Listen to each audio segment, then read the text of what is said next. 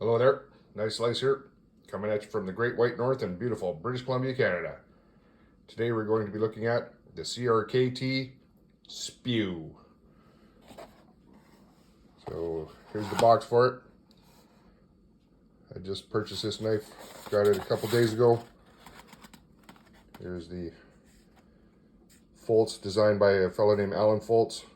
He's done a few knives for CRKT. The S.P.E.W. stands for Small Pocket Everyday Wharncliffe, and this is a made in China CRKT. Let's have a look in the box, shall we?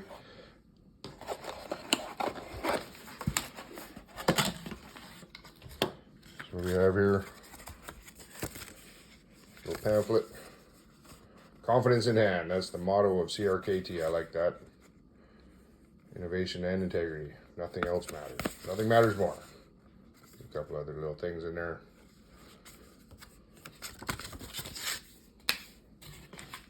This is a neck knife, but it did come with a little attachment to put it on your belt. It's not a very large belt clip. Have to be fairly narrow belt if you're going to use this. As you can see, it is less than an inch wide. I suppose you could put that on a strap on your pack or whatever, what have you. Personally, I don't believe I will be using that attachment, but let's have a look at the knife, shall we? So this is a neck knife. I do not own any other neck knives.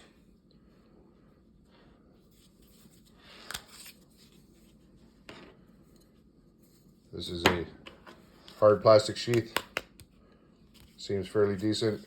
They have a nice length of paracord here with an adjuster, a stop, so you can wear that around your neck, or suppose you could tuck it into the waistband of your jeans and run this through your belt loop if you really so wanted to. The knife does secure fairly well in there.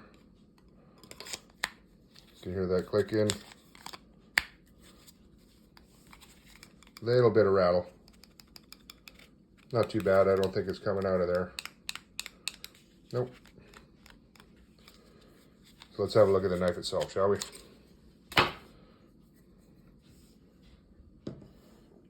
So, like I said, I do not own any other neck knives. And I do have a couple of other CRKTs. One is the Provoke that you've seen on one of my reviews earlier last year. I did a review on that knife.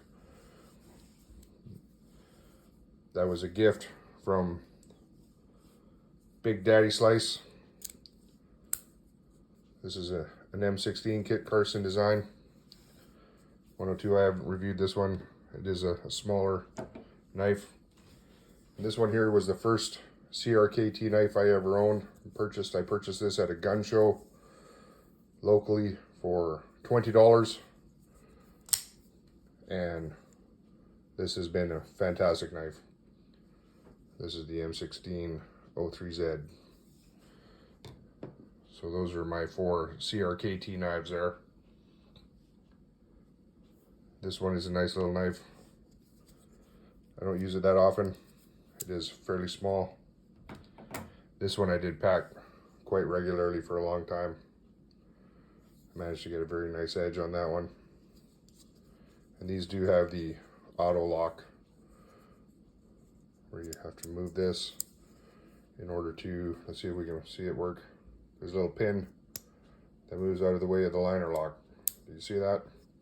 If you don't move this lever first, you cannot move that liner lock. So it's like a lock for the lock.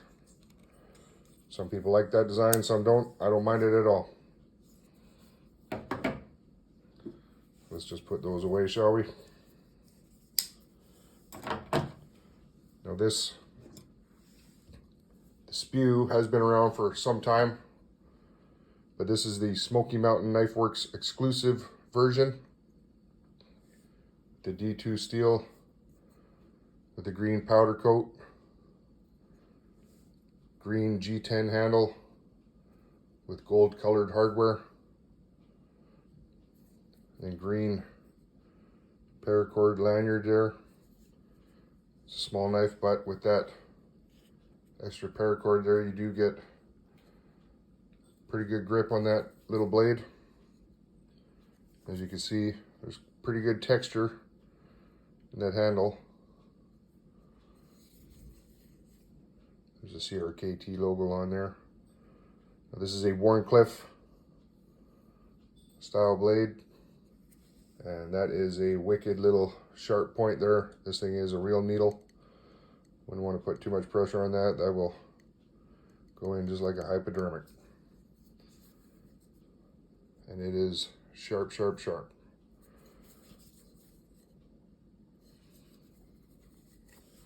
So we can compare this to some of my other smaller knives. I used to think that maybe this would be considered a neck knife, but now seeing this, I don't believe I would wear this around my neck. This is my Escobar. It's the S.E. Becker collaboration, the BK14. I did do a review on that. It's one of the first knives I reviewed, I believe. And as you can see, the S.P.E.W is quite a bit smaller than even than that. I also have a Packlight Buck 140 Skinner knife, skeletonized handle. That is a fairly small knife as well, with a much taller blade. And even without the lanyard, it is a little bit longer still. I would just like to point out that in the package from Smoky Mountain, I did receive a couple of nice stickers. Always appreciate that. I love branding. Smoky Mountain is good at it. I haven't figured out where I'm going to put those yet, but they'll look good wherever I put them. So let's see how much this little knife weighs, shall we?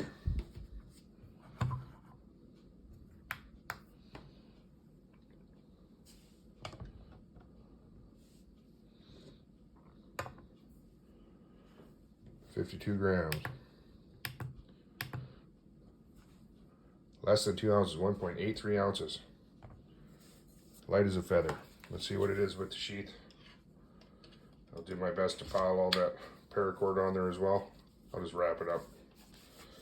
There we go. 2.5 ounces is what you're going to be wearing around your neck, if you so choose to wear that around your neck.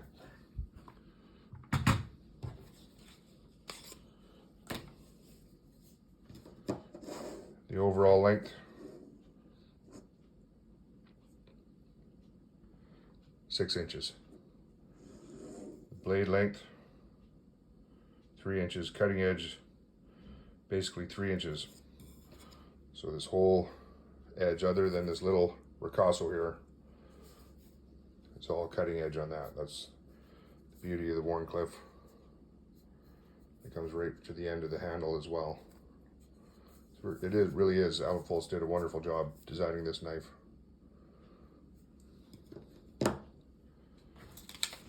piece of paper here, we'll see what kind of edge is on it.